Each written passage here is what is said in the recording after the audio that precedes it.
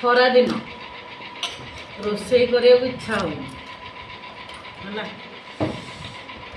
ଆମ ବାବୁ ଶୋଉଛନ୍ତି।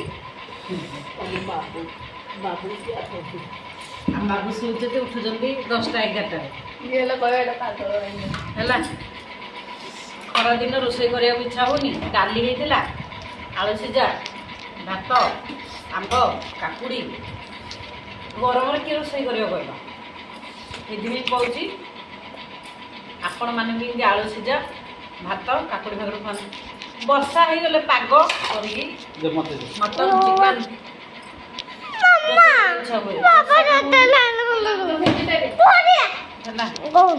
ବର୍ତ୍ତମାନ ବର୍ଷା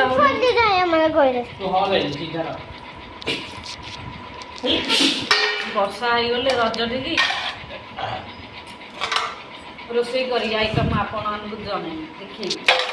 ଖାଲି ବ୍ରହ୍ମପୁର ରୋଷେଇ କିଏ କହିଲେ କାଞ୍ଜି ଗୋଟେ ହବ। କିଏ ନାହିଁ କାଞ୍ଜି ଖାଇଛ କି? କିଏ ନାହିଁ ତମେ ଏଇ ନୟାଗଡ଼ର କିଏ ନାହିଁ କାଞ୍ଜି ଖାଇନ ଶିଖିନ?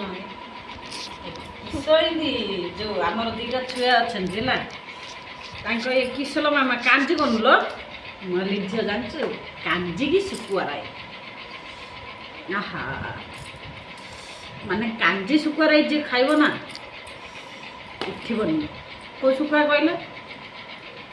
ଚାନ୍ଦି ଶୁଖୁଆ ହଉ, ଲୁଣି ଶୁଖୁଆ ହଉ, ମାନେ ଆମ ବ୍ରହ୍ମପୁରରେ ଏମିତି ସବୁ ଶୁଖୁଆ ଟିକେ କାଞ୍ଜି ଟିକେ ବନେଇ ଦେବୁ, ଶୁଖୁଆ ଟିକେ ରାଇ କରିଦେବୁ, ବାସ୍।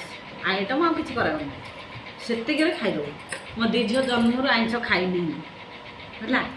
ଆମିଷ ଖାଇନି କି ଆମିଷ କ'ଣ ଜାଣିନି। ମୁଁ ଆମ ବାବୁ ବାହା ହେଲକୁ ଛାଡ଼ି ଦେଇଛି, ତାଙ୍କ ଗୁରୁ ଦିକି ଆଇକି ନେଇଯିବି। ଦୟାକରି ଆପଣମାନେ ଯଦି ମୋତେ ଭଲ ପାଉଛନ୍ତି ଆପଣଙ୍କ ହୃଦୟରୁ, ତାହେଲେ ମୁଁ ଗୋଟେ ଆପଣଙ୍କର ଭଉଣୀ ଭଳିଆ ମୋତେ ଟିକେ ଲାଇକ୍ କରିବେ। ଭାରି ଦୁଃଖୀ ଦୁଃଖ କଥା ଆପଣମାନଙ୍କୁ ଜଣେଇବି। ଭାବୁଛନ୍ତି ଏଇ ଯୋଉ ଏଇ ଘର ନୁହଁ, ଏଇଟା ଭଡ଼ା ଘର।